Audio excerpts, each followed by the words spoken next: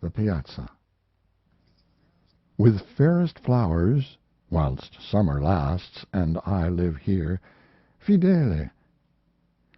When I removed into the country it was to occupy an old-fashioned farmhouse which had no piazza, a deficiency the more regretted because not only did I like piazzas, as somehow combining the coziness of indoors with the freedom of outdoors, and it is so pleasant to inspect your thermometer there, but the country round about was such a picture that in berry time no boy climbs hill or crosses vale without coming upon easels planted in every nook, and sunburnt painters painting there, a very paradise of painters.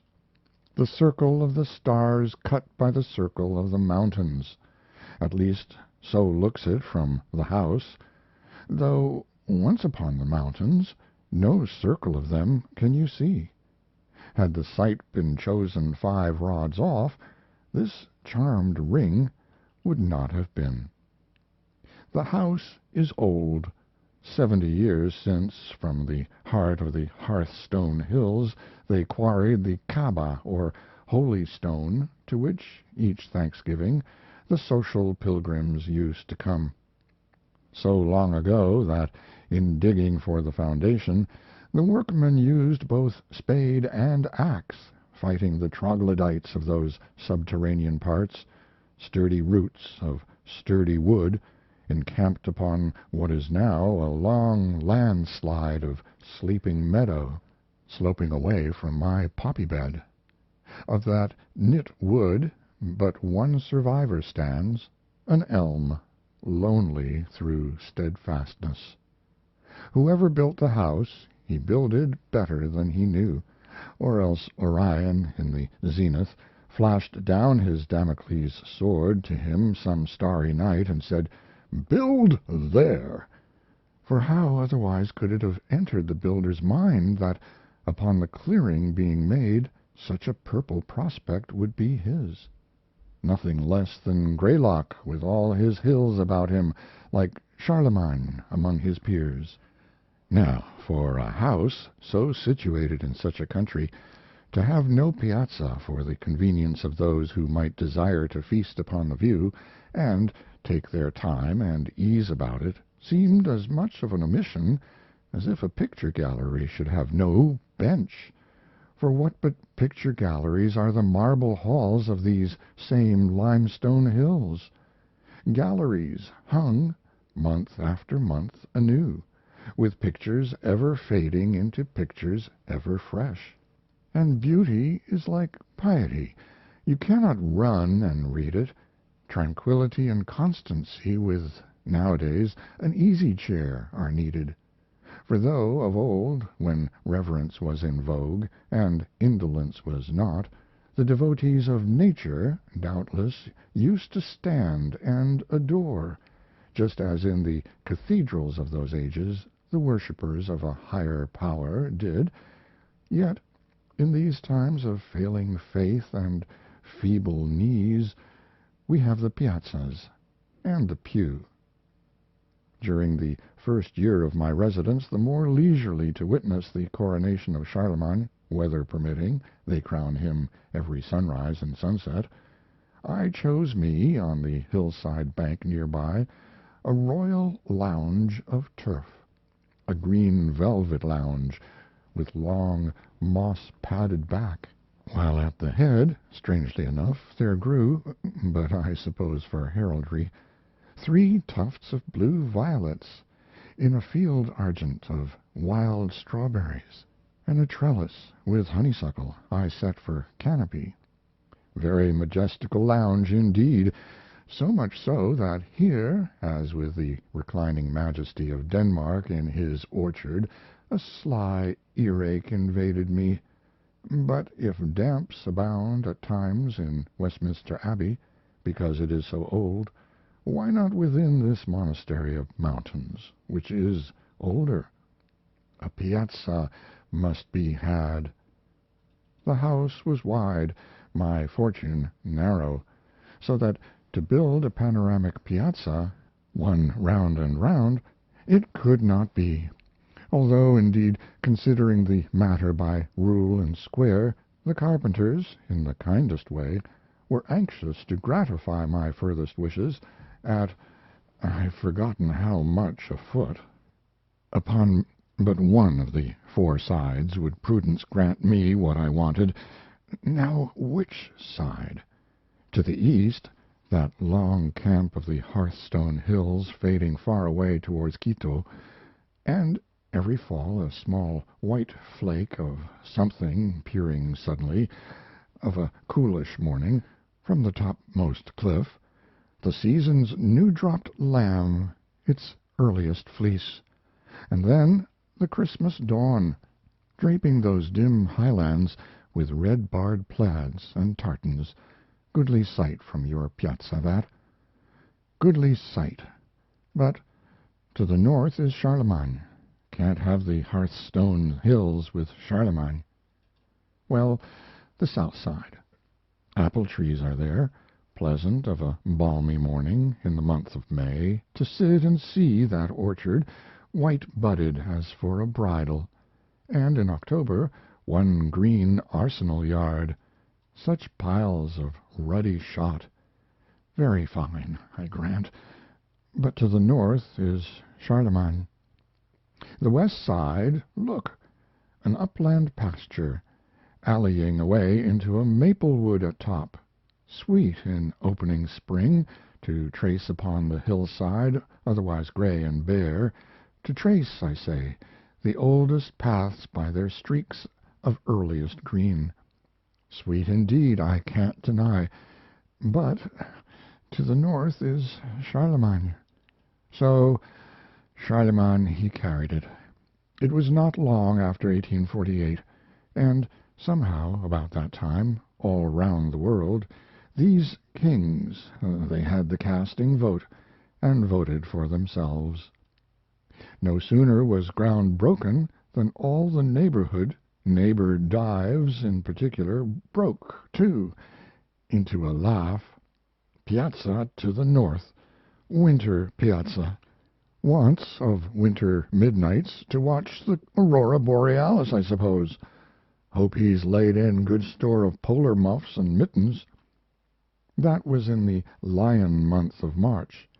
Not forgotten are the blue noses of the carpenters, and how they scouted at the greenness of the cit who would build his sole piazza to the north. But March don't last forever.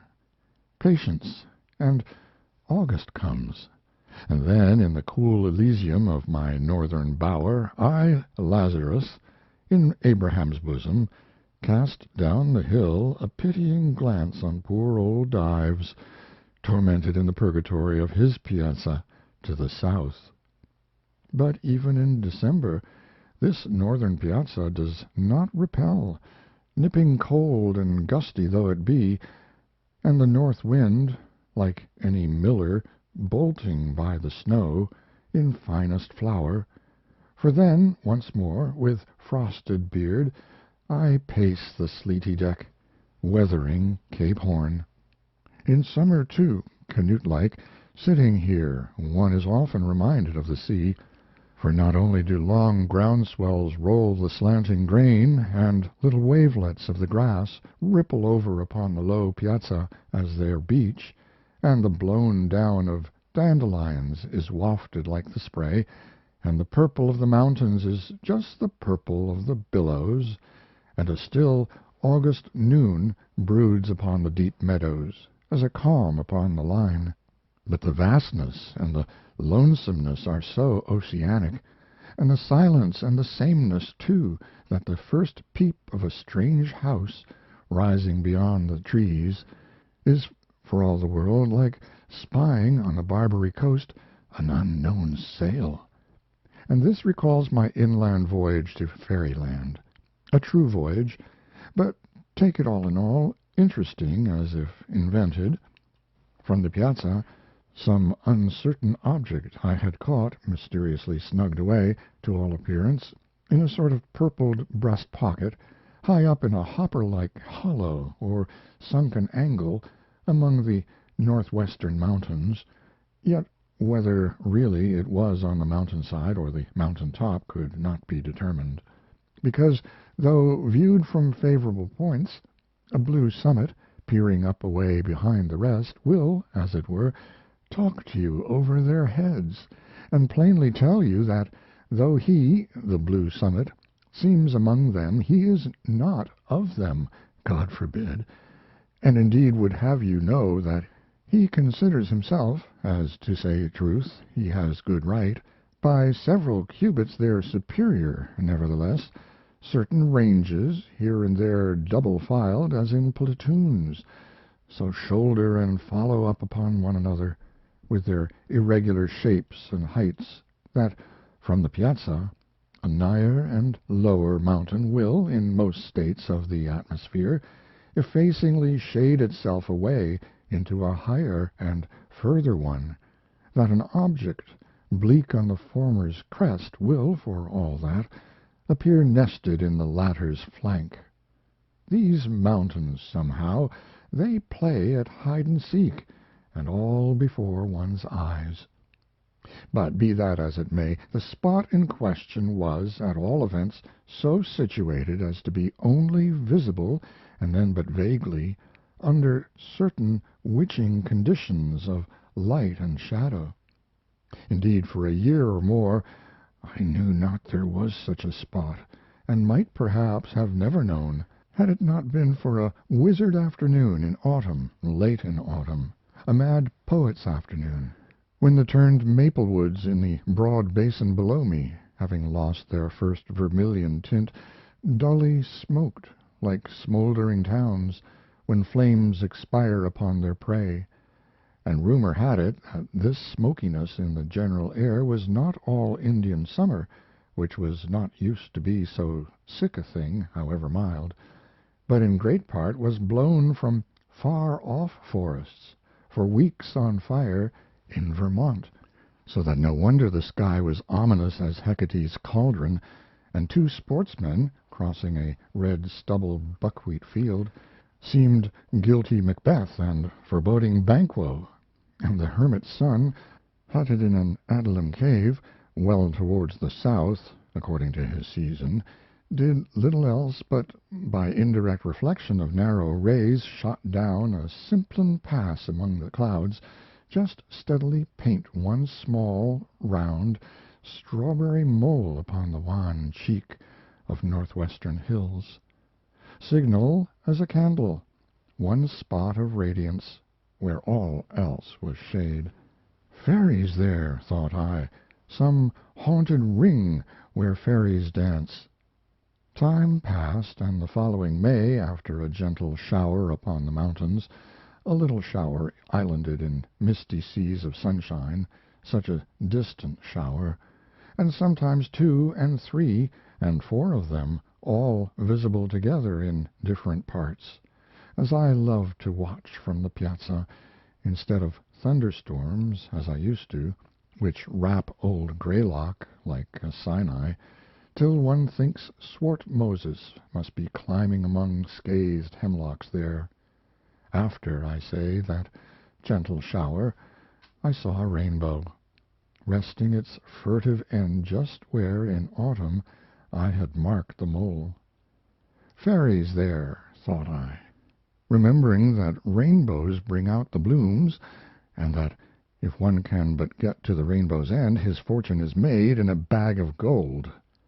Yon rainbow's end, would I were there, thought I, and none the less I wished it, for now first noticing what seemed some sort of glen or grotto in the mountain side, at least whatever it was, viewed through the rainbow's medium, it glowed like the Potosi mine. But a workaday neighbor said no doubt it was but some old barn, an abandoned one, its broadside beaten in, the acclivity its background. But I, though I had never been there, I knew better. A few days after, a cheery sunrise kindled a golden sparkle in the same spot as before. The sparkle was of that vividness, it seemed as if it could only come from glass. The building, then, if building after all it was, could, at least, not be a barn, much less an abandoned one, stale hay 10 years musting in it. No, if aught built by mortal, it must be a cottage, perhaps long vacant and dismantled, but this very spring magically fitted up and glazed. Again, one noon, in the same direction, I marked, over dimmed tops of terraced foliage, a broader gleam, as of a silver buckler held sunward over some croucher's head, which gleam, experience in like cases taught, must come from a roof newly shingled. This, to me, made pretty sure the recent occupancy of that far cot in fairyland. Day after day now, full of interest in my discovery, what time I could spare from reading The Midsummer Night's Dream and all about Titania, wishfully I gazed off towards the hills, but in vain. Either troops of shadows, an imperial guard with slow pace and solemn defiled along the steeps, or, routed by pursuing light, fled broadcast from east to west, old wars of Lucifer and Michael, or the mountains, though unvexed by these mirrored sham fights in the sky, had an atmosphere otherwise unfavorable for fairy views. I was sorry, the more so because I had to keep my chamber for some time after, which chamber did not face those hills. At length, when pretty well again, and sitting out in the September morning upon the piazza, and thinking to myself, when, just after a little flock of sheep, the farmer's banded children passed, a-nutting, and said, "How sweet a day!" It was, after all, but what their fathers call a weather breeder, and indeed was become so sensitive through my illness as that I could not bear to look upon a Chinese creeper of my adoption, and which, to my delight, climbing a post of the piazza, had burst out in starry bloom, but now, if you removed the leaves a little, showed millions of strange cankerous worms, which, feeding upon those blossoms, so shared their blessed hue as to make it unblessed evermore. Worms, whose germs had doubtless lurked in the very bulb which so hopefully I had planted. In this ingrate peevishness of my weary convalescence was I sitting there, when suddenly, looking off, I saw the golden mountain window, dazzling like a deep-sea dolphin. Fairies there, thought I once more, the queen of fairies at her fairy window. At any rate, some glad mountain girl. It will do me good. It will cure this weariness to look on her. No more. I'll launch my yawl, ho, cheerly heart, and push away for fairyland, for Rainbow's End in fairyland. How to get to fairyland, by what road, I did not know, nor could any one inform me, not even one Edmund Spenser, who had been there, so he wrote me. Further than that, to reach fairyland it must be voyaged to, and with faith. I took the Fairy Mountains bearings, and the first fine day, when strength permitted, got into my yawl, high-pummelled leather one, cast off the fast, and away I sailed, free voyager as an autumn leaf. Early dawn, and, sallying westward, I sowed the morning before me. Some miles brought me nigh the hills, but out of present sight of them. I was not lost, for roadside goldenrods as guide-posts pointed, I doubted not, the way to the golden window.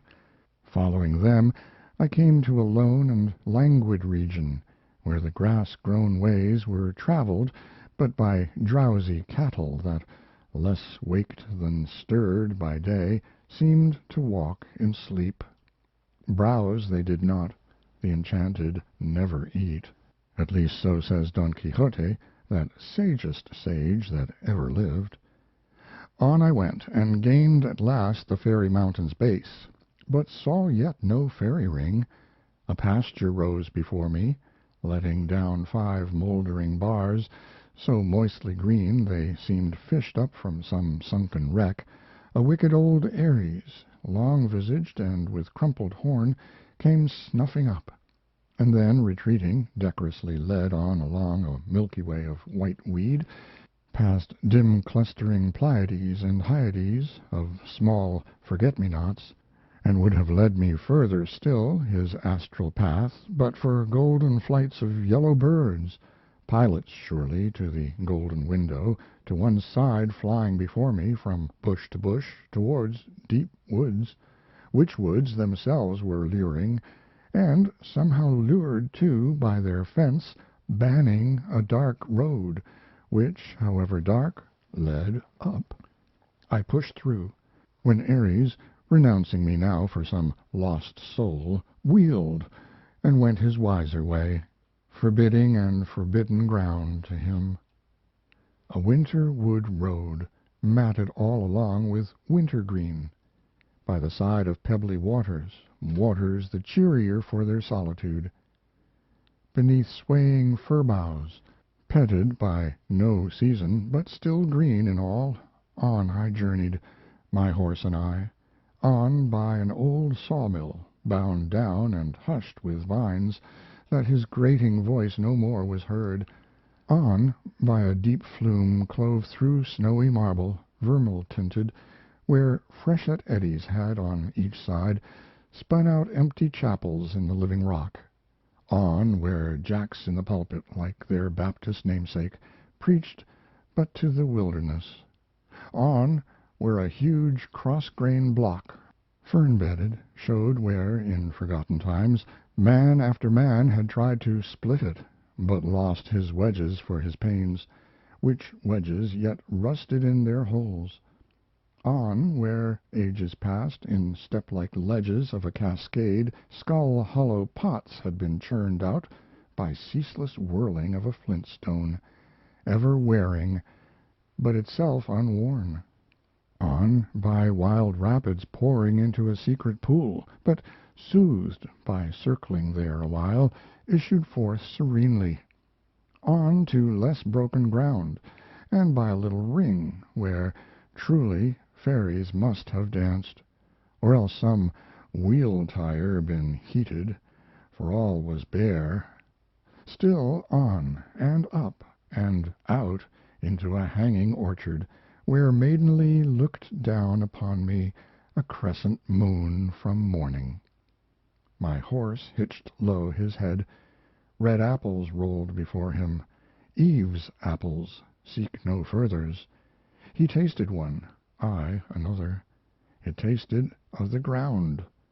Fairyland not yet, thought I, flinging my bridle to a humped old tree that crooked out an arm to catch it.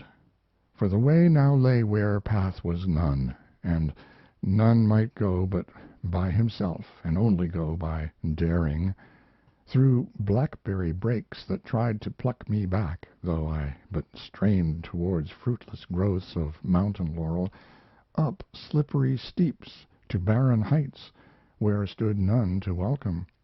Fairyland not yet, thought I, though the morning is here before me. Footsore enough and weary, I gained not then my journey's end, but came ere long to a craggy pass, dipping towards growing regions still beyond. A zigzag road, half overgrown with blueberry bushes, here turned among the cliffs. A rent was in their ragged sides. Through it a little track branched off, which, upwards, threading that short defile, came breezily out above, to where the mountain top, part sheltered northward by a taller brother, sloped gently off a space, ere darkly plunging. And here among fantastic rocks, reposing in a herd, the foot-track wound, half beaten, up to a little low-storied, grayish cottage, capped, nun-like, with a peaked roof. On one slope the roof was deeply weather-stained, and nigh the turfy eaves-trough all velvet-napped. No doubt the snail-monks founded mossy priories there. The other slope was newly shingled. On the north side, doorless and windowless, the clapboards innocent of paint, were yet green as the north side of lichened pines or copperless hulls of Japanese junks, becalmed. The whole base, like those of the neighboring rocks, was rimmed about with shaded streaks of richest sod, for with hearthstones in fairyland the natural rock, though housed, preserves to the last, just as in open fields, its fertilizing charm. Only by necessity, working now at a remove to the sward without. So at least says Oberon, grave authority in fairy lore. Though setting Oberon aside, certain it is that even in the common world the soil, close up to farmhouses, as close up to pasture rocks, is, even though untended, ever richer than it is a few rods off, such gentle, nurturing heat is radiated there. But with this cottage the shaded streaks were richest in its front and about its entrance, where the ground sill, and especially the door sill, had, through long eld, quietly settled down. No fence was seen, no inclosure. Near by, ferns, ferns, ferns. Further, woods, woods, woods. Beyond, mountains, mountains, mountains. Then sky, sky, sky. Turned out in aerial commons, pasture for the mountain moon. Nature, and but nature, house and all, even a low cross pile of silver birch, piled openly to season, up among whose silvery sticks, as through the fencing of some sequestered grave, sprang vagrant raspberry bushes, wilful assertors of their right of way. The foot track, so dainty narrow, just like a sheep track, led through long ferns that lodged. Fairyland at last, thought I. Una and her lamb dwell here. Truly a small abode, mere palanquin set down on the summit, in a pass between two worlds, participant of neither. A sultry hour, and I wore a light hat of yellow sinnet, with white duck trousers, both relics of my tropic sea-going. Clogged in the muffling ferns, I softly stumbled, staining the knees a sea green. Pausing at the threshold, or rather where threshold once had been, I saw through the open doorway a lonely girl sewing at a lonely window, a pale-cheeked girl, a fly-specked window, with wasps about the mended upper panes. I spoke. She shyly started, like some Tahiti girl, secreted for a sacrifice, first catching sight, through palms, of Captain Cook. Recovering, she bade me enter, with her apron brushed off a stool, then silently resumed her own. With thanks I took the stool, but now, for a space, I, too, was mute. This, then, is the fairy mountain house, and here the Fairy Queen sitting at her fairy window. I went up to it. Downwards, directed by the tunneled pass, as through a leveled telescope, I caught sight of a far-off, soft, azure world. I hardly knew it, though I came from it. "You must find this view very pleasant," said I, at last. "Oh, sir," tears starting in her eyes, "the first time I looked out of this window I said, 'Never, never shall I weary of this.'" "And what wearies you of it now?" "I don't know," while a tear fell. "But it is not the view, it is Mariana." Some months back her brother, only 17, had come hither, a long way from the other side, to cut wood and burn coal, and she, elder sister, had accompanied him. Long had they been orphans, and now sole inhabitants of the sole house upon the mountain. No guest came, no traveler passed. The zigzag, perilous road was only used at seasons by the coal wagons. The brother was absent the entire day, sometimes the entire night. When at evening, fagged out, he did come home, he soon left his bench, poor fellow, for his bed, just as one at last wearily quits that, too, for still deeper rest, the bench, the bed, the grave. Silent I stood by the fairy window while these things were being told. "Do you know," she said at last, as stealing from her story, "do you know who lives yonder? I have never been down into that country, away off there, I mean. That house, that marble one," pointing far across the lower landscape. "Have you not caught it? There on the long hillside, the field before, the woods behind. The white shines out against their blue. Don't you mark it? The only house in sight." I looked, and after a time, to my surprise, recognized, more by its position than its aspect, or Mariana's description, my own abode, glimmering much like this mountain one from the Piazza. The mirage haze made it appear less a farmhouse than King Charming's palace. I have often wondered who lives there, but it must be some happy one. Again this morning was I thinking so. "Some happy one," returned I, starting. "And why do you think that? You judge some rich one lives there?" "Rich or not, I never thought. But it looks so happy I can't tell how, and it is so far away. Sometimes I think I do but dream it is there. You should see it in the sunset." No doubt the sunset gilds it finely, but not more than the sunrise does this house, perhaps. "This house? The sun is a good sun, but it never gilds this house. Why should it? This old house is rotting. That makes it so mossy. In the morning the sun comes in at this old window, to be sure, boarded up when first we came, a window I can't keep clean, do what I may, and half burns and nearly blinds me at my sewing, besides setting the flies and wasps astir, such flies and wasps as only lone mountain houses know.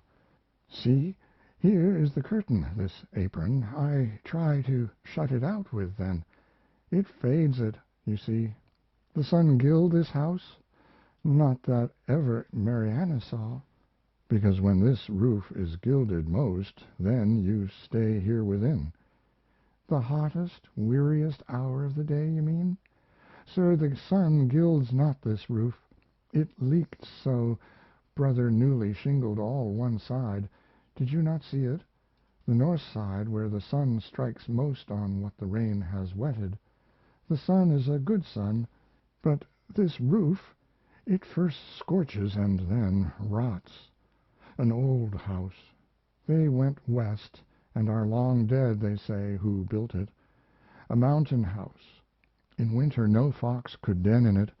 That chimney place has been blocked up with snow, just like a hollow stump." "Yours are strange fancies, Mariana." "They but reflect the things." Then I should have said, "These are strange things," rather than "Yours are strange fancies." "As you will," and took up her sewing.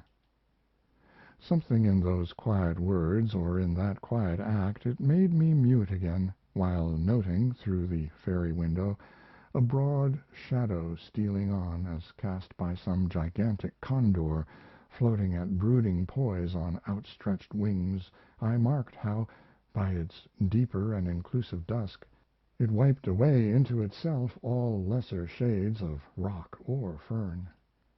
"You watched the cloud," said Mariana. "No, a shadow.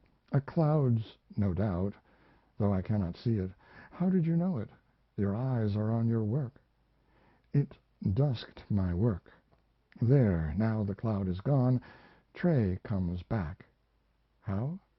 "The dog, the shaggy dog. At noon he steals off of himself to change his shape, returns and lies down a while nigh the door. Don't you see him? His head is turned round at you, though when you came he looked before him." "Your eyes rest but on your work. What do you speak of?" "By the window, crossing." "You mean this shaggy shadow, the nigh one?" And yes, now that I mark it, it is not unlike a large black Newfoundland dog. The invading shadow gone, the invaded one returns. But I do not see what casts it. For that you must go without. One of those grassy rocks, no doubt. You see his head, his face, the shadows. You speak as if you saw it, and all the time your eyes are on your work. Tray looks at you, still without glancing up. This is his hour. I see him. Have you then so long sat at this mountain window where but clouds and vapors pass that to you shadows are as things, though you speak of them as of phantoms? That by familiar knowledge working like a second sight you can without looking for them tell just where they are, though as having mice-like feet they creep about and come and go, that to you these lifeless shadows are as living friends, who though out of sight are not out of mind, even in their faces. Is it so? That way I never thought of it, but the friendliest one, that used to soothe my weariness so much, coolly quivering on the ferns, it was taken from me, never to return, as Tray did just now. The shadow of a birch. The tree was struck by lightning, and brother cut it up. You saw the cross pile outdoors. The buried root lies under it, but not the shadow. That is flown, and never will come back, nor ever anywhere stir again. Another cloud here stole along once more, blotting out the dog and blackening all the mountain, while the stillness was so still deafness might have forgot itself, or else believed that noiseless shadows spoke. Birds, Mariana, singing birds, I hear none. I hear nothing. Boys and bobolinks, do they never come a berrying up here? Birds I seldom hear, boys never. The berries mostly ripe and fall, few but me the wiser. But yellowbirds showed me the way, part way at least, and then flew back. I guess they play about the mountainside, but don't make the top their home.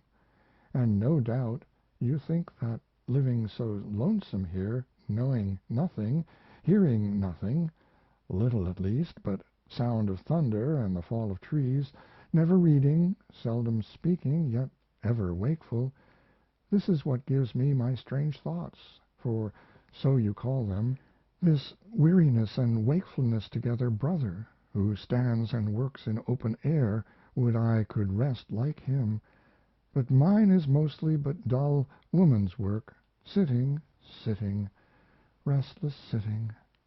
But do you not go walk at times? These woods are wide. And lonesome, lonesome, because so wide. Sometimes 'tis true of afternoons I go a little way, but soon come back again. Better feel lone by hearth than rock.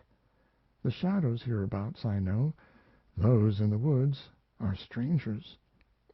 But the night? Just like the day, thinking, thinking. A wheel I cannot stop. Pure want of sleep it is that turns it. I have heard that, for this wakeful weariness, to say one's prayers and then lay one's head upon a fresh hop pillow. Look! Through the fairy window she pointed down the steep to a small garden patch near by, mere pot of rifled loam, half rounded in by sheltering rocks, where side by side, some feet apart, nipped and puny, two hop vines climbed two poles, and, gaining their tip ends, would have then joined over in an upward clasp, but the baffled shoots, groping awhile in empty air, trailed back whence they sprung. You have tried the pillow, then? Yes. And prayer? Prayer and pillow. Is there no other cure or charm? Oh, if I could but once get to yonder house, and but look upon whoever the happy being is that lives there. A foolish thought. Why do I think it? Is it that I live so lonesome and know nothing? I, too, know nothing, and therefore cannot answer. But for your sake, Mariana, well could wish that I were that happy one of the happy house you dream you see, for then you would behold him now, and, as you say, this weariness might leave you. Enough. Launching my yawl no more for fairyland, I stick to the Piazza.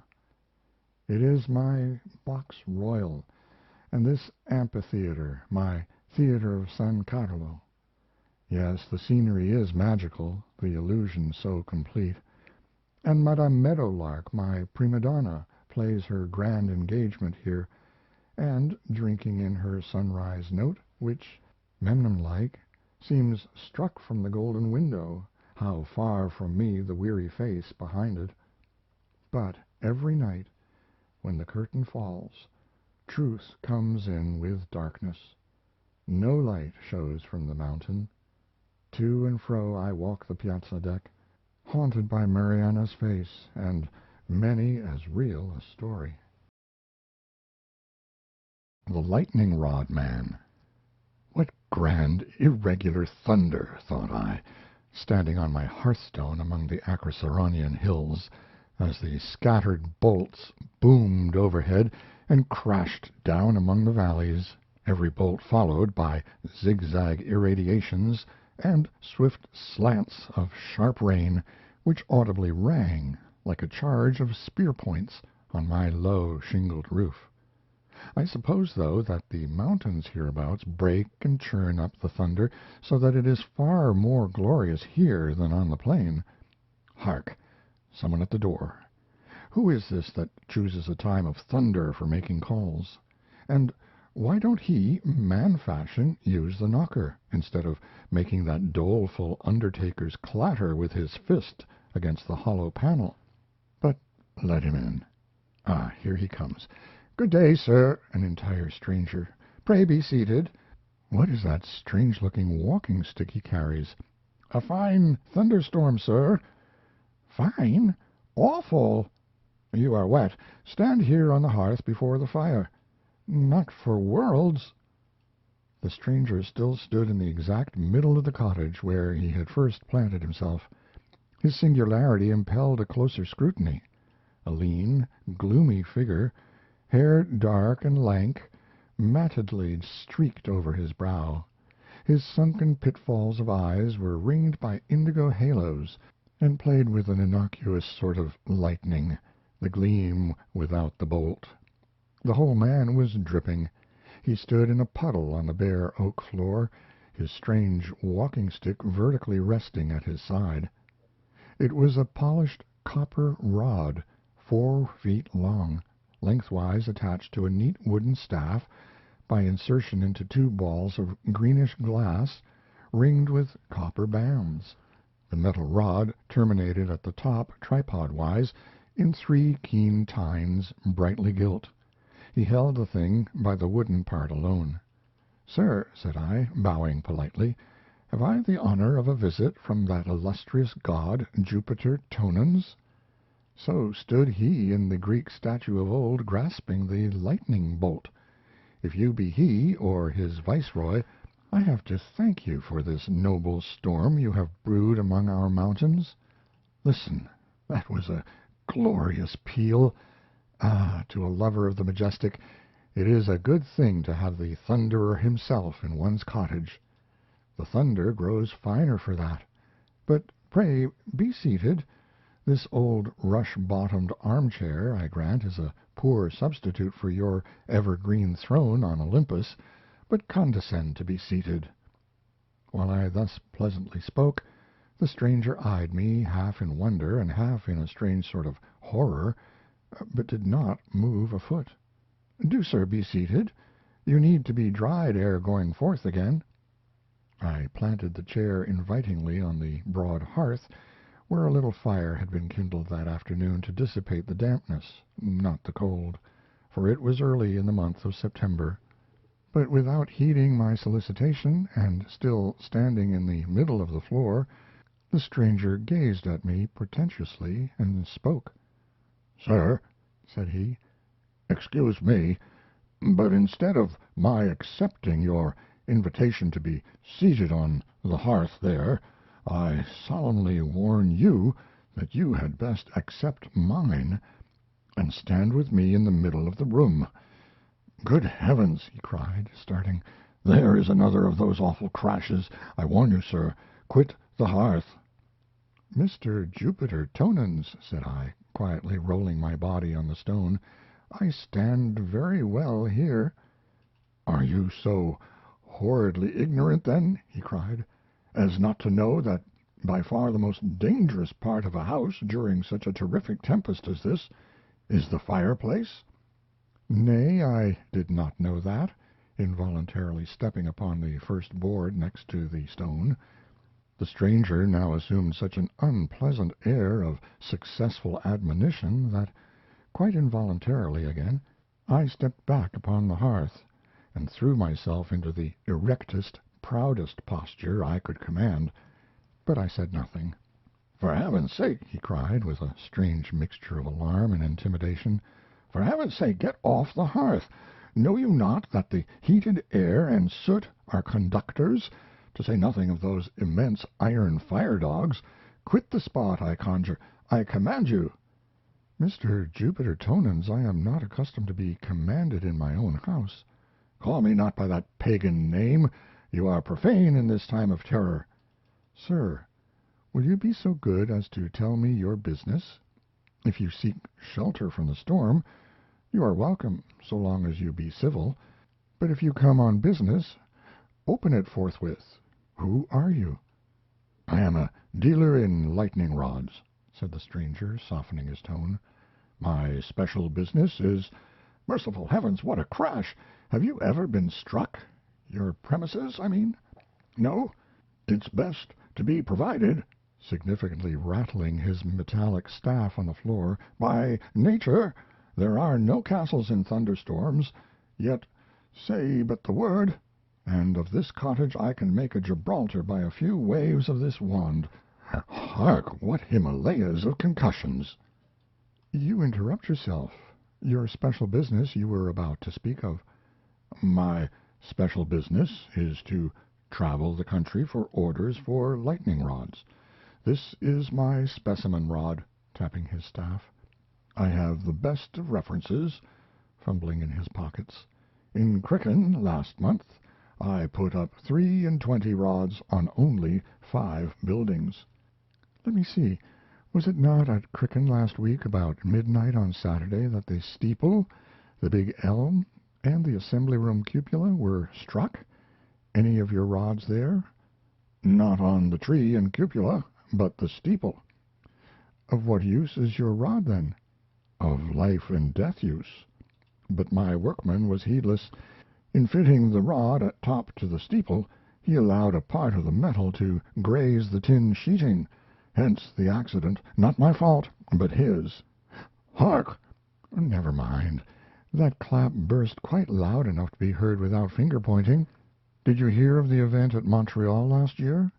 A servant girl struck at her bedside with a rosary in her hand, the beads being metal. Does your beat extend into the Canadas?" "No, and I hear that there iron rods only are in use. They should have mine, which are copper. Iron is easily fused. Then they draw out the rod so slender that it has not body enough to conduct the full electric current. The metal melts, the building is destroyed. My copper rods never act so. Those Canadians are fools. Some of them knob the rod at the top, which risks a deadly explosion, instead of imperceptibly carrying down the current into the earth, as this sort of rod does. Mine is the only true rod. Look at it. Only $1 a foot." This abuse of your own calling in another might make one distrustful with respect to yourself. Hark! The thunder becomes less muttering. It is nearing us, and nearing the earth, too. Hark! One crammed crash, all the vibrations made one by nearness. Another flash. Hold! "What do you do?" I said, seeing him now, instantaneously relinquishing his staff, lean intently forward towards the window, with his right fore and middle fingers on his left wrist. But ere the words had well escaped me, another exclamation escaped him. Crash! Only 3 pulses, less than a third of a mile off, yonder, somewhere in that wood. I passed 3 stricken oaks there, ripped out new and glittering. The oak draws lightning more than other timber, having iron in solution in its sap. Your floor here seems oak. Heart of oak. From the peculiar time of your call upon me, I suppose you purposely select stormy weather for your journeys. When the thunder is roaring, you deem it an hour peculiarly favorable for producing impressions favorable to your trade. Hark! Awful! For one who would arm others with fear, you seem unbeseemingly timorous yourself. Common men choose fair weather for their travels. You choose thunderstorms, and yet that I travel in thunderstorms I grant, but not without particular precautions, such as only a lightning rod man may know. Hark! Quick! Look at my specimen rod. Only $1 a foot. A very fine rod, I dare say. But what are these particular precautions of yours? Yet first let me close yonder shutters. The slanting rain is beating through the sash. I will bar up. Are you mad? Know you not that yon iron bar is a swift conductor? Desist. I will simply close the shutters then, and call my boy to bring me a wooden bar. Pray touch the bell pull there. Are you frantic? That bell wire might blast you. Never touch bell wire in a thunderstorm, nor ring a bell of any sort. Nor those in belfries? Pray will you tell me where and how one may be safe in a time like this? Is there any part of my house I may touch with hopes of my life? There is, but not where you now stand. Come away from the wall. The current will sometimes run down a wall, and, a man being a better conductor than a wall, it would leave the wall and run into him. Swoop! That must have fallen very nigh. That must have been globular lightning. Very probably. Tell me at once, which is, in your opinion, the safest part of this house? This room, and this one spot in it where I stand. Come hither. The reasons first. Hark! After the flash, the gust. The sashes shiver. The house! The house! Come hither to me. The reasons, if you please. Come hither to me. Thank you again. I think I will try my old stand, the hearth. And now, Mr. Lightning Rod Man, in the pauses of the thunder, be so good as to tell me your reasons for esteeming this one room of the house the safest, and your own one standpoint there the safest spot in it. There was now a little cessation of the storm for a while. The lightning rod man seemed relieved, and replied, Your house is a one-storied house with an attic and a cellar. This room is between, hence its comparative safety. Because lightning sometimes passes from the clouds to the earth, and sometimes from the earth to the clouds. Do you comprehend? And I choose the middle of the room because if the lightning should strike the house at all, it would come down the chimney or walls. So, obviously, the further you are from them, the better. Come hither to me now. Presently. Something you just said, instead of alarming me, has strangely inspired confidence. What have I said? You said that sometimes lightning flashes from the earth to the clouds. Aye, the returning stroke, as it is called, when the earth, being overcharged with the fluid, flashes its surplus upward. The returning stroke. That is from earth to sky. Better and better. But come here on the hearth and dry yourself. I am better here, and better wet. How? It is the safest thing you can do. Hark, again, to get yourself thoroughly drenched in a thunderstorm. Wet clothes are better conductors than the body, and so, if the lightning strike, it might pass down the wet clothes without touching the body. The storm deepens again. Have you a rug in the house? rugs are non-conductors. Get one that I may stand on it here, and you, too. The skies blacken. It is dusk at noon. Hark! The rug! The rug!" I gave him one, while the hooded mountains seemed closing and tumbling into the cottage. "And now, since our being dumb will not help us," said I, resuming my place, "let me hear your precautions in traveling during thunderstorms." "Wait till this one is past." "Nay, proceed with the precautions. You stand in the safest possible place according to your own account. Go on." "Briefly, then, I avoid pine trees, high houses, lonely barns, upland pastures, running water, flocks of cattle and sheep, a crowd of men. If I travel on foot, as to day, I do not walk fast. If in my buggy, I touch not its back or sides. If on horseback, I dismount and lead the horse. But of all things I avoid tall men." "Do I dream? Man avoid man? And in danger time, too?" "Tall men in a thunderstorm I avoid. Are you so grossly ignorant as not to know that the height of a 6-footer is sufficient to discharge an electric cloud upon him? Are not lonely Kentuckians plowing smit in the unfinished furrow? Nay, if the 6-footer stand by running water, the cloud will sometimes select him as its conductor to that running water. Hark! Sure yon black pinnacle is split." "Yes, a man is a good conductor. The lightning goes through and through a man, but only peels a tree. But, sir, you have kept me so long answering your questions that I have not yet come to business. Will you order one of my rods? Look at this specimen one. See, it is of the best of copper. Copper's the best conductor. Your house is low, but, being upon the mountains, that lowness does not one whit depress it. You mountaineers are most exposed. In mountainous countries the lightning rod man should have most business. Look at the specimen, sir. One rod will answer for a house so small as this. Look over these recommendations. Only one rod, sir. Cost only $20. Hark! There go all the granite taconics and hoosicks dashed together like pebbles. By the sound, that must have struck something.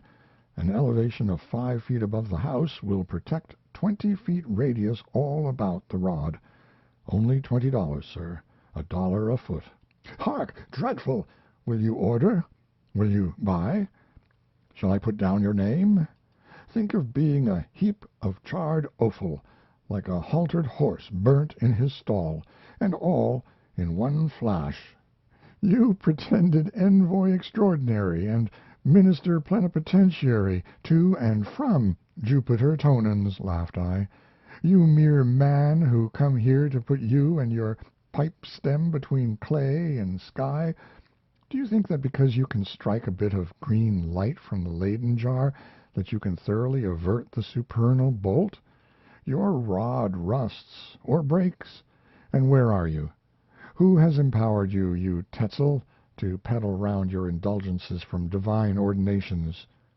The hairs of our heads are numbered, and the days of our lives. In thunder as in sunshine I stand at ease in the hands of my God. False negotiator, away! See, the scroll of the storm is rolled back, the house is unharmed, and in the blue heavens I read in the rainbow that the Deity will not of purpose make war on man's earth. Impious wretch, foamed the stranger, blackening in the face as the rainbow beamed, I will publish your infidel notions. The scowl grew blacker on his face. The indigo circles enlarged round his eyes as the storm rings round the midnight moon. He sprang upon me, his tri-forked thing at my heart. I seized it. I snapped it. I dashed it. I trod it, and dragging the dark lightning king out of my door, flung his elbowed copper scepter after him. But, spite of my treatment, and spite of my dissuasive talk of him to my neighbors, The lightning rod man still dwells in the land, still travels in storm time, and drives a brave trade with the fears of man. The Bell Tower. In the south of Europe, nigh a once frescoed capital, now with dank mold cankering its bloom, central in a plain, stands what, at distance, seems the black mossed stump of some immeasurable pine, fallen, in forgotten days, with Anak and the Titan. As all along where the pine tree falls, its dissolution leaves a mossy mound, last flung shadow of the perished trunk, never lengthening, never lessening, unsubject to the fleet falsities of the sun, shade immutable, and true gauge which cometh by prostration, so westward from what seems the stump, one steadfast spear of lichened ruin veins the plain. From that tree-top what birded chimes of silver throats had sung! A stone pine, a metallic aviary in its crown, the bell tower, built by the great mechanician, the unblessed foundling, Bannadonna. Like Babel's, its base was laid in a high hour of renovated earth, following the second deluge, when the waters of the Dark Ages had dried up, and once more the green appeared. No wonder that after so long and deep submersion the jubilant expectation of the race should, as with Noah's sons, soar into shiner aspiration. In firm resolve, no man in Europe at that period went beyond Bannadonna. Enriched through commerce with the Levant, the state in which he lived voted to have the noblest bell tower in Italy. His repute assigned him to be architect. Stone by stone, month by month, the tower rose, higher, higher, snail-like in pace, but torch or rocket in its pride. After the masons would depart, the builder, standing alone upon its ever-ascending summit, at close of every day, saw that he overtopped still higher walls and trees. He would tarry till a late hour there, wrapped in schemes of other and still loftier piles. Those who of saints' days thronged the spot, hanging to the rude poles of scaffolding, like sailors on yards or bees on boughs, unmindful of lime and dust, and falling chips of stone, their homage not the less inspired him to self-esteem. At length the holiday of the tower came. To the sound of viols the climax stone slowly rose in air, and, amid the firing of ordnance, was laid by Bannadonna's hands upon the final course. Then, mounting it, he stood erect, alone, with folded arms, gazing upon the white summits of blue inland Alps, and whiter crests of bluer Alps offshore, sights invisible from the plain. Invisible, too, from thence was that eye he turned below, when, like the cannon booms, came up to him the people's combustions of applause.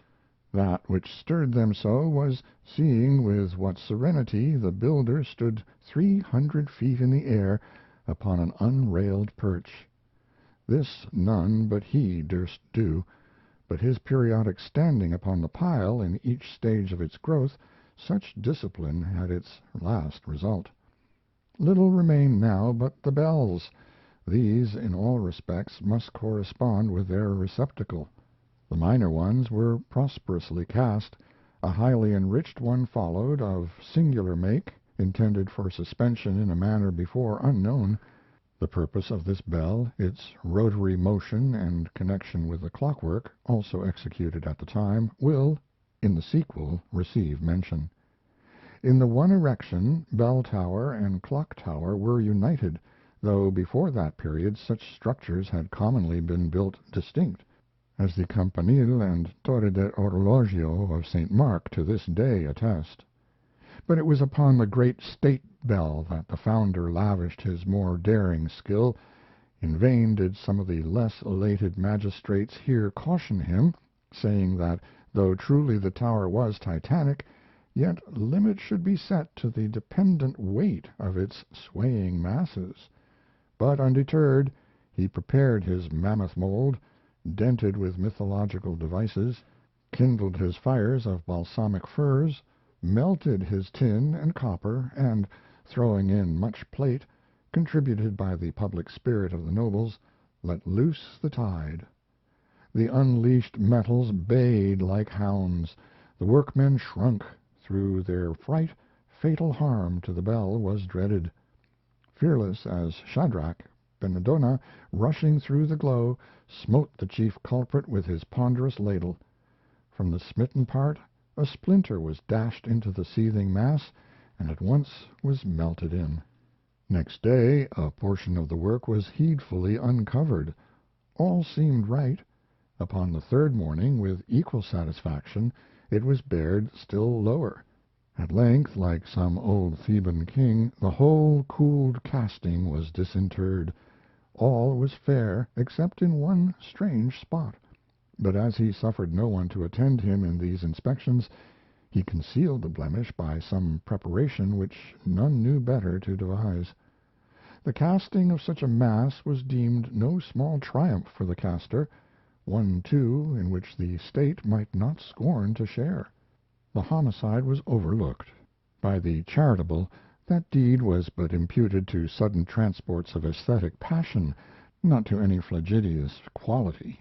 A kick from an Arabian charger, not sign of vice, but blood.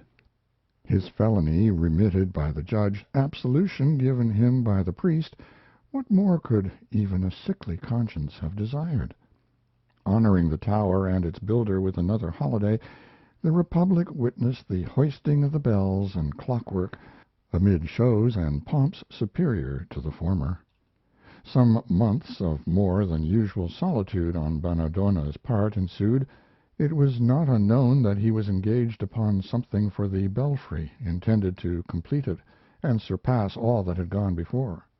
Most people imagined that the design would involve a casting like the bells, but those who thought they had some further insight would shake their heads with hints that not for nothing did the mechanician keep so secret. Meantime his seclusion failed not to invest his work with more or less of that sort of mystery pertaining to the forbidden. Ere long he had a heavy object hoisted to the belfry, wrapped in a dark sack or cloak, a procedure sometimes had in the case of an elaborate piece of sculpture or statue, which, being intended to grace the front of a new edifice, the architect does not desire exposed to critical eyes till set up, finished, in its appointed place. Such was the impression now, but as the object rose, a statuary present observed, or thought he did, that it was not entirely rigid, but was, in a manner, pliant. At last, when the hidden thing had attained its final height, and, obscurely seen from below, seemed almost of itself to step into the belfry, as if with little assistance from the crane, a shrewd old blacksmith present ventured the suspicion that it was but a living man. This surmise was thought a foolish one, while the general interest failed not to augment. Not without demur from Benedona, the chief magistrate of the town, with an associate, both elderly men, followed what seemed the image up the tower, but arrived at the belfry they had little recompense. Plausibly entrenching himself behind the conceded mysteries of his art, the mechanician withheld present explanation. The magistrates glanced toward the cloaked object, which, to their surprise, seemed now to have changed its attitude, or else had before been more perplexingly concealed by the violent muffling action of the wind without. It seemed now seated upon some sort of frame or chair contained within the domino. They observed that nigh the top, in a sort of square, the web of the cloth, either from accident or design, had its warp partly withdrawn, and the cross threads plucked out here and there, so as to form a sort of woven grating. Whether it were the low wind or no, stealing through the stone lattice work, or only their own perturbed imaginations, is uncertain, but they thought they discerned a slight sort of fitful, spring-like motion in the domino. Nothing, however incidental or insignificant, escaped their uneasy eyes. Among other things they pried out, in a corner, an earthen cup, partly corroded and partly encrusted, and one whispered to the other that this cup was just such a one as might in mockery be offered to the lips of some brazen statue, or perhaps still worse. But being questioned, the mechanician said that the cup was simply used in his founder's business, and described the purpose. In short, a cup to test the condition of metals in fusion. He added that it had got into the belfry by the merest chance. Again and again they gazed at the domino, as at some suspicious incognito at a Venetian mask. All sorts of vague apprehensions stirred them. They even dreaded lest, when they should descend, the mechanician, though without a flesh and blood companion for all that, would not be left alone. Affecting some merriment at their disquietude, he begged to relieve them by extending a coarse sheet of workman's canvas between them and the object. Meantime he sought to interest them in his other work. Nor, now that the domino was out of sight, did they long remain insensible to the artistic wonders lying round them, wonders hitherto beheld but in their unfinished state, because since hoisting the bells none but the caster had entered within the belfry. It was one trait of his that even in details he would not let another do what he could, without too great loss of time, accomplish for himself. So for several preceding weeks whatever hours were unemployed in his secret design had been devoted to elaborating the figures on the bells. The clock bell in particular now drew attention. Under a patient chisel, the latent beauty of its enrichments, before obscured by the cloudings incident to casting, that beauty in its shyest grace, was now revealed. Round and round the bell 12 figures of gay girls, garlanded, hand in hand, danced in a choral ring, the embodied hours. "Bonadonna," said the chief, "this bell excels all else. No added touch could here improve. Hark!" hearing a sound. "Was that the wind?" "The wind, Excellenza," was the light response. "But the figures, they are not yet without their faults. They need some touches yet. When those are given, and the block yonder," pointing towards the canvas screen, "when Haman there, as I merrily call it, I mean, when Haman is fixed on this, his lofty tree, then, gentlemen, will I be most happy to receive you here again." The equivocal reference to the object caused some return of restlessness. However, on their part the visitors forbore further allusion to it, unwilling, perhaps, to let the foundling see how easily it lay within his plebeian art to stir the placid dignity of nobles. "Well, Bonadonna," said the chief, "how long ere you are ready to set the clock going, so that the hour shall be sounded? Our interest in you, not less than in the work itself, makes us anxious to be assured of your success. The people, too, why, they are shouting now. Say the exact hour when you will be ready." "Tomorrow, Excellenza. If you listen for it, or should you not, all the same, strange music will be heard. The stroke of one shall be the first from yonder bell," pointing to the bell adorned with girls and garlands. "That stroke shall fall there where the hand of Una clasps Dua's. The stroke of one shall sever that loved clasp. Tomorrow, then, at 1 o'clock, as struck here, precisely here," advancing and placing his finger upon the clasp, "the poor mechanic will be most happy once more to give you liege audience in this his littered shop. Farewell till then, illustrious magnificos, and hark ye for your vassal's stroke." His still, volcanic face hiding its burning brightness like a forge, he moved with ostentatious deference towards the scuttle, as if so far to escort their exit. But the junior magistrate, a kind-hearted man, troubled at what seemed to him a certain sardonical disdain lurking beneath the foundling's humble mien, and in Christian sympathy more distressed at it on his account than on his own, dimly surmising what might be the final fate of such a cynic solitaire, nor perhaps uninfluenced by the general strangeness of surrounding things, this good magistrate had glanced sadly sideways from the speaker, and there upon his foreboding eye had started at the expression of the unchanging face of the hour Una. "How is this, Bannadonna?" he lowly asked. "Una looks unlike her sisters." "In Christ's name, Bannadonna," impulsively broke in the chief, his attention for the first attracted to the figure by his associate's remark, "Una's face looks just like that of Deborah, the prophetess, as painted by Florentine del Fonca." "Surely, Bannadonna," lowly resumed the milder magistrate, "you meant the 12 should wear the same jocundly abandoned air. But see, the smile of Una seems but a fatal one. 'Tis different."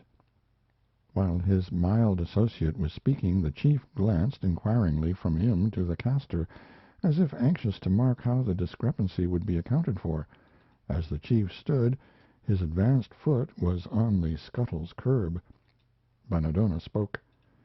"Excellenza, now that, following your keener eye, I glance upon the face of Una, I do indeed perceive some little variance. But look all round the bell, and you will find no two faces entirely correspond, because there is a law in art. But the cold wind is rising more. These lattices are but a poor defense. Suffer me, magnificos, to conduct you, at least, partly on your way. Those in whose well-being there is a public stake should be heedfully attended." "Touching the look of Una, you were saying, Bannadonna, that there was a certain law in art," observed the chief, as the three now descended the stone shaft. "Pray tell me, then." "Pardon, another time, Excellenza. The tower is damp." "Nay, I must rest, and hear it now. Here is a wide landing, and through this leeward slit no wind, but ample light. Tell us of your law, and at large." "Since, Excellenza, you insist, know that there is a law in art which bars the possibility of duplicates. Some years ago, you may remember, I graved a small seal for your republic, bearing for its chief device the head of your own ancestor, its illustrious founder. It becoming necessary for the custom's use to have innumerable impressions for bales and boxes, I graved an entire plate containing 100 of the seals. Now, though, indeed, my object was to have those 100 heads identical, and though I dare say people think them, so yet upon closely scanning an uncut impression from the plate, no two of those 50 faces, side by side, will be found alike. Gravity is the air of all, but diversified in all. In some benevolent, in some ambiguous, in 2 or 3, to a close scrutiny, all but incipiently malign, the variation of less than a hair's breadth in the linear shadings round the mouth sufficing to all this. Now, Excellenza, transmute that general gravity into joyousness, and subject it to 12 of those variations I have described, and tell me, will you not have my hours here, and Una one of them? But I like— Hark! Is that a footfall above? Mortar, Excellenza. Sometimes it drops to the belfry floor from the arch, where the stonework was left undressed. I must have it seen to. As I was about to say, for one, I like this law forbidding duplicates. It evokes fine personalities. Yes, Excellenza, that strange and, to you, uncertain smile, and those forelooking eyes of Una, suit Bannadonna very well. Hark! Sure we left no soul above?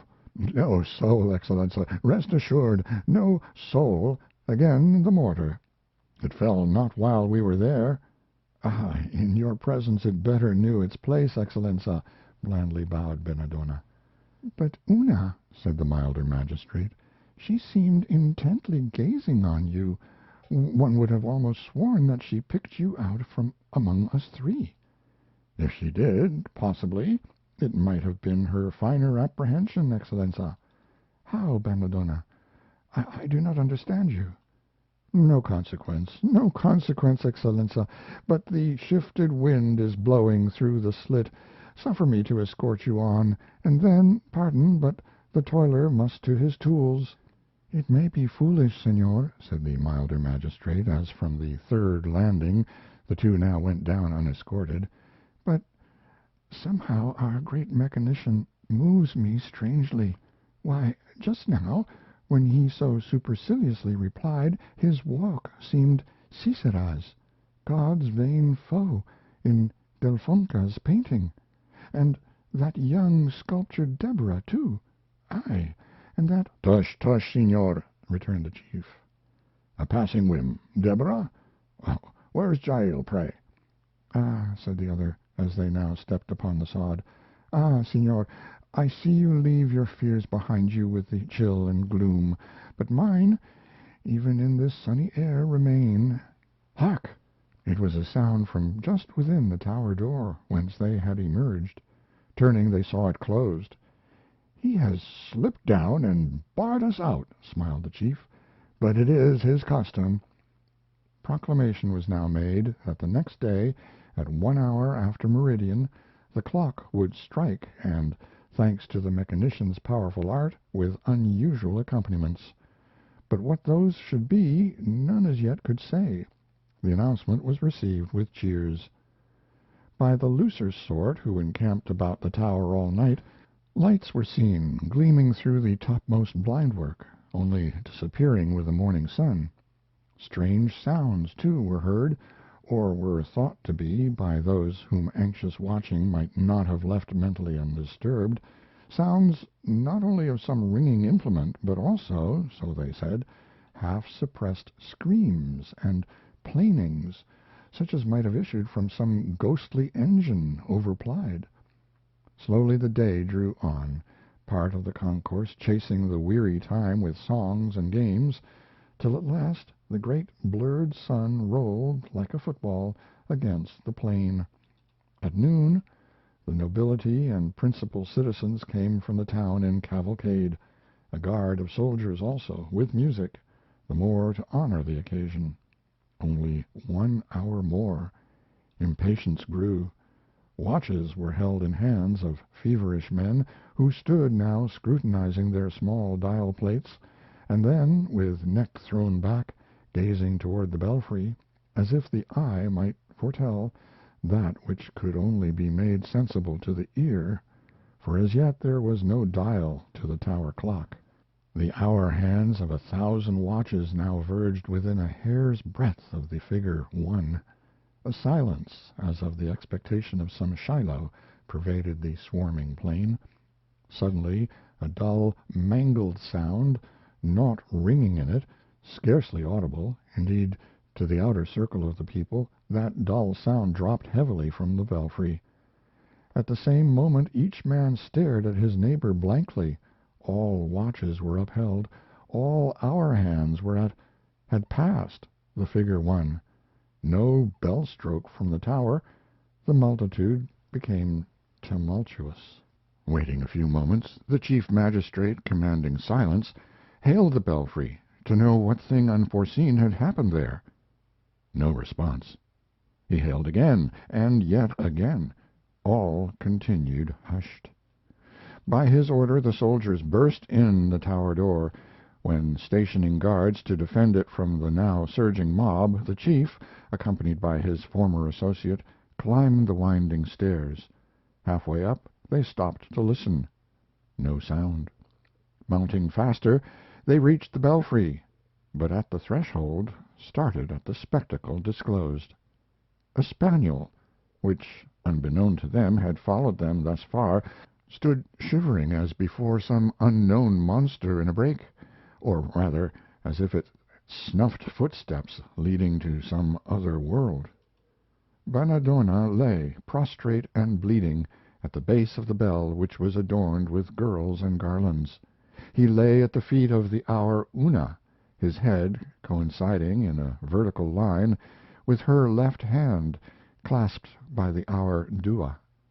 With downcast face impending over him, like Jael over nailed Sisera in the tent, was the domino, now no more becloaked.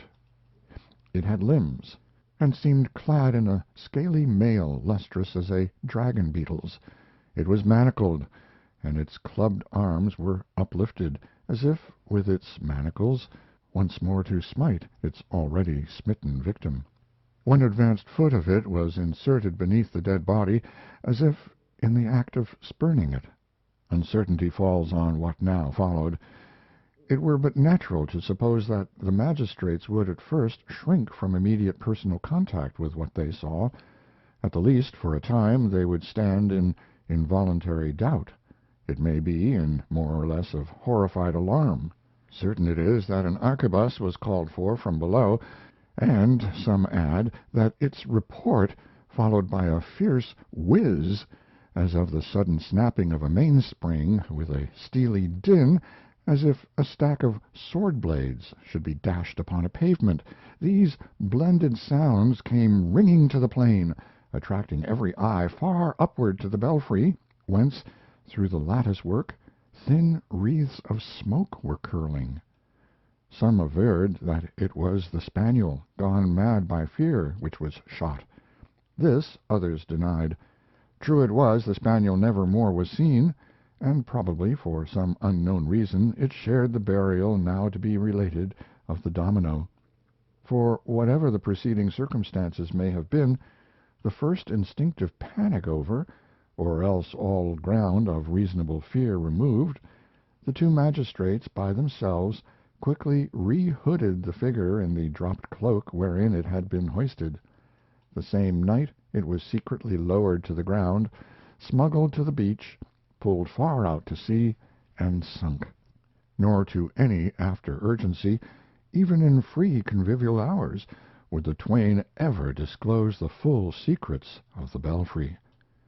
From the mystery unavoidably investing it, the popular solution of the foundling's fate involved more or less of supernatural agency, but some few less unscientific minds pretended to find little difficulty in otherwise accounting for it. In the chain of circumstantial inferences drawn there may, or may not, have been some absent or defective links. But as the explanation in question is the only one which tradition has explicitly preserved, in dearth of better, it will here be given. But, in the first place, it is requisite to present the supposition entertained as to the entire motive and mode, with their origin, of the secret design of Bannadonna, the minds above mentioned assuming to penetrate as well into his soul as into the event. The disclosure will indirectly involve reference to peculiar matters, none of the clearest beyond the immediate subject. At that period no large bell was made to sound otherwise than as at present, by agitation of a tongue within by means of ropes, or percussion from without, either from cumbrous machinery or stalwart watchmen armed with heavy hammers, stationed in the belfry or in sentry boxes on the open roof, according as the bell was sheltered or exposed. It was from observing these exposed bells with their watchmen that the foundling, as was opined, derived the first suggestion of his scheme. Perched on a great mast or spire, the human figure, viewed from below, undergoes such a reduction in its apparent size as to obliterate its intelligent features. It evinces no personality. Instead of bespeaking volition, its gestures rather resemble the automatic ones of the arms of a telegraph. Musing, therefore, upon the purely Punchinello aspect of the human figure thus beheld, it had indirectly occurred to Bannadonna to devise some metallic agent which should strike the hour with its mechanic hand with even greater precision than the vital one, and, moreover, as the vital watchman on the roof, sallying from his retreat at the given periods, walked to the bell with uplifted mace to smite it, Bannadonna had resolved that his invention should likewise possess the power of locomotion and, along with that, the appearance, at least, of intelligence and will. If the conjectures of those who claimed acquaintance with the intent of Bannadonna be thus far correct, no unenterprising spirit could have been his. But they stopped not here, intimating that though indeed his design had, in the first place, been prompted by the sight of the watchman, and confined to the devising of a subtle substitute for him, yet, as is not seldom the case with projectors, by insensible gradations, proceeding from comparatively pygmy aims to titanic ones, the original scheme had, in its anticipated eventualities, at last attained to an unheard of degree of daring. He still bent his efforts upon the locomotive figure for the belfry, but only as a partial type of an ulterior creature, a sort of elephantine helot, adapted to further, in a degree scarcely to be imagined, the universal conveniences and glories of humanity, supplying nothing less than a supplement to the 6 days' work, stocking the earth with a new serf, more useful than the ox, swifter than the dolphin, stronger than the lion, more cunning than the ape, for industry an ant, more fiery than serpents, and yet, in patience, another ass. All excellences of all God-made creatures which served man were here to receive advancement, and then to be combined in one. Talus was to have been the all-accomplished helot's name, Talus, iron slave to Bannadonna, and through him to man. Here it might well be thought that, were these last conjectures as to the foundling's secrets not erroneous, then must he have been hopelessly infected with the craziest chimeras of his age, far outgoing Albert Magus and Cornelius Agrippa. But the contrary was averred. However marvelous his design, however apparently transcending not alone the bounds of human invention, but those of divine creation, yet the proposed means to be employed were alleged to have been confined within the sober forms of sober reason. It was affirmed that, to a degree of more than skeptic scorn, Bannadonna had been without sympathy for any of the vainglorious irrationalities of his time. For example, he had not concluded with the visionaries among the metaphysicians that between the finer mechanic forces and the ruder animal vitality some germ of correspondence might prove discoverable. As little did his scheme partake of the enthusiasm of some natural philosophers who hoped, by physiological and chemical inductions, to arrive at a knowledge of the source of life, and so qualify themselves to manufacture and improve upon it. Much less had he aught in common with the tribe of alchemists, who sought by a species of incantations to evoke some surprising vitality from the laboratory. Neither had he imagined with certain sanguine theosophists that by faithful adoration of the highest, unheard of powers would be vouchsafed to man. A practical materialist, what Bannadonna had aimed at was to have been reached not by logic, not by crucible, not by conjuration, not by altars, but by plain vice bench and hammer. In short, to solve nature, to steal into her, to intrigue upon her, to procure some one else to bind her to his hand. These, one and all, had not been his objects, but asking no favors from any element or any being of himself to rival her, outstrip her, and rule her. He stooped to conquer. With him common sense was theurgy, machinery miracle, Prometheus the heroic name for machinist, man the true God. Nevertheless, in his initial step, so far as the experimental automaton for the belfry was concerned, he allowed fancy some little play, or perhaps what seemed his fancifulness was but his utilitarian ambition collaterally extended. In figure, the creature for the belfry should not be likened after the human pattern, nor any animal one, or after the ideals, however wild, of ancient fable, but equally in aspect as in organism, be an original production, the more terrible to behold the better. Such, then, were the suppositions as to the present scheme and the reserved intent. How, at the very threshold, so unlooked for a catastrophe overturned all, or rather, what was the conjecture here, is now to be set forth.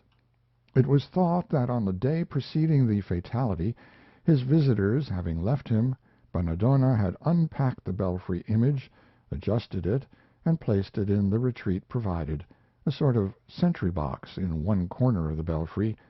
In short, throughout the night, and for some part of the ensuing morning, he had been engaged in arranging everything connected with the domino, the issuing from the sentry box each 60 minutes, sliding along a grooved way like a railway, advancing to the clock bell with uplifted manacles, striking it at one of the 12 junctions of the 24 hands, then wheeling, circling the bell, and retiring to its post, there to abide for another 60 minutes, when the same process was to be repeated. The bell, by a cunning mechanism, meantime turning on its vertical axis, so as to present to the descending mace the clasped hands of the next 2 figures, when it would strike 2, 3, and so on to the end. The musical metal in this time bell being so managed in the fusion, by some art perishing with its originator, that each of the clasps of the 24 hands should give forth its own peculiar resonance when parted. But on the magic metal the magic and metallic stranger never struck but that one stroke, drove but that one nail, served but that one clasp, by which Bannadonna clung to his ambitious life. For after winding up the creature in the sentry box, so that for the present, skipping the intervening hours, it should not emerge till the hour of 1, but should then infallibly emerge, and after deftly oiling the grooves whereon it was to slide, it was surmised that the mechanician must then have hurried to the bell to give his final touches to its sculpture. True artist, he here became absorbed, and absorption still further intensified, it may be, by his striving to abate that strange look of Una, which, though before others he had treated with such unconcern, might not, in secret, have been without its thorn. And so, for the interval, he was oblivious of his creature, which, not oblivious of him, and true to its creation, and true to its heedful winding up, left its post precisely at the given moment, along its well-oiled route, slid noiselessly towards its mark, and, aiming at the hand of Una, to ring one clangorous note, dully smote the intervening brain of Bannadonna, turned backwards to it. The manacled arms then instantly upspringing to their hovering poise, the falling body clogged the thing's return, so there it stood, still impending over Bannadonna, as if whispering some post-mortem terror. The chisel lay dropped from the hand, but beside the hand the oil flask spilled across the iron track. In his unhappy end, not unmindful of the rare genius of the mechanician, the Republic decreed him a stately funeral.